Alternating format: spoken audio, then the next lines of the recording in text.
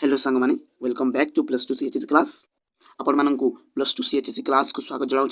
आजिकार ये भिडियो आम्भे माने डिस्कसन करबा प्लस टू द्वितीय वर्ष इच्छाधीन ओडिया बहिर प्रथम कविता परशुराम भेटर टॉप 20 मोस्ट इंपोर्टेंट क्वेश्चन। तो चलतु आ समय डेरी न करी शीघ्र स्टार्ट करबा। तो आज प्रथम प्रश्न एठी मिथिला कटकरू बाहरी राम सीता केउठी रहिली? क बरुणपुर रे, ख बैशालीपुर रे, ग जनकपुर रे, घ दंडकपुर रे। तो यार सठिक आंसरटा हो ख बैशालीपुर रे। ओके तापर जिबा द्वितीय प्रश्न आड़क विश्वामित्र आश्रम केउठारे अवस्थित? क सिद्धवन रे, ख चित्रकूट वन रे, ग पंचवटी वन रे, घ दंडक वन रे। तो यार सठिक आंसरटा हो क सिद्धवन रे। ओके मोस्ट इंपोर्टेंट क्वेश्चन मान एटा। तापर जिबा 3 नंबर प्रश्न आड़क मनुष्य शरीर उपरि केउ पक्षी बसिबार राजा दशरथ देखिथिले? क सुक, ख सारी, ग काक, घ पिक। तो यार सठिक आंसर हो ऑप्शन ग काक बा काउ। ओके तापर जिबा 4 नंबर प्रश्न आड़क रेणुका नंदन किए बा रेणुका पुत्र किए? ऑप्शन क एठी गौतम, ख वशिष्ठ, ग परशुराम, घ विश्वामित्र। तो यार सठिक आंसर हो ऑप्शन ग परशुराम। ओके तापर जिबा 5 नंबर प्रश्न आड़क परशुराम को ध्यान किपरि भांगिला?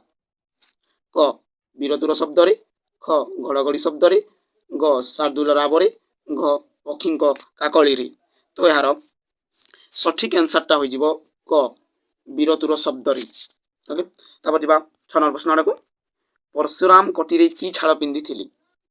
क व्याघ्र छाल, ख सिंह छाल, ग संबर छाल, घ कृष्णाजीनो छाल।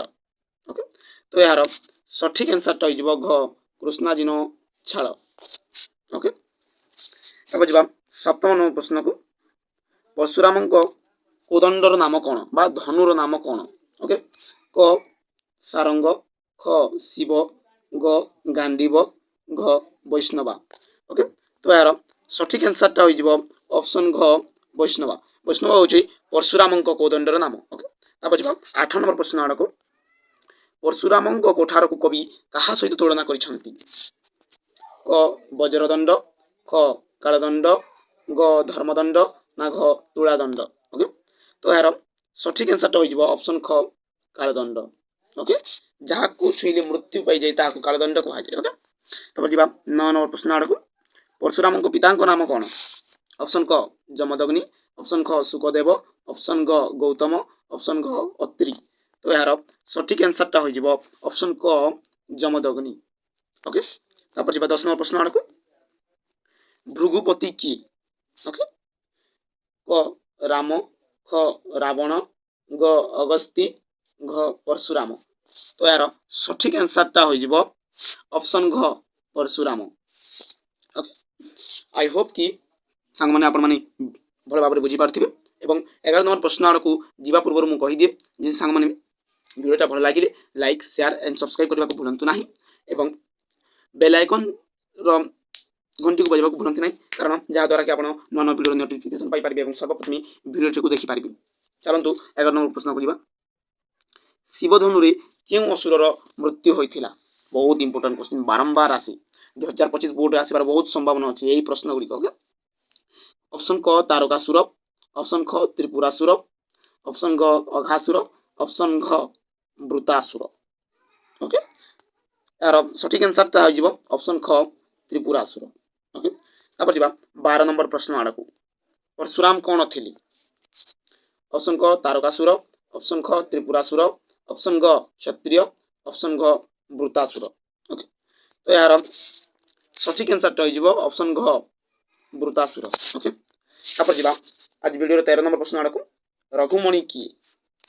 रघुमणि ऑप्शन क परशुराम, ऑप्शन ख रावण, ऑप्शन ग राम, ऑप्शन घ वशिष्ठ। तो यार सठिक आंसरटा हो ऑप्शन ग राम। ओके तापर जिबा 14 नंबर प्रश्न आड़क राजा दशरथ कुल गुरु किए?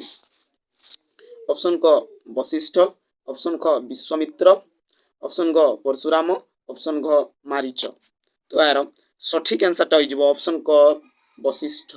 ओके तापर जीवा आज वीडियो 15 नंबर प्रश्न आड़क परशुराम डाहाण हस्तरे कौन धारण करथिले।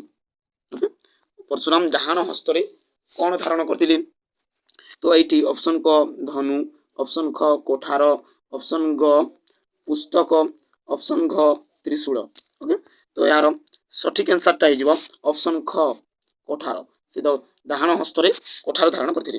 तापर जीवा 16 नंबर प्रश्न आड़क परशुराम भेट कवितार कवि किए।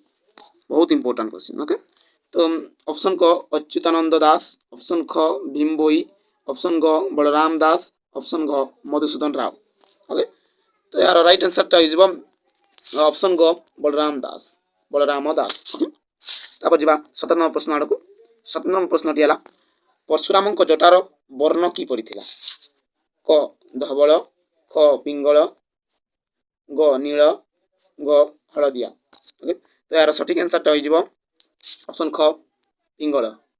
ओके तापर जीवा 18 नंबर प्रश्न आड़क मेरुहुम गरु वज्रहुम आंट कहा विषय कह जाइछि।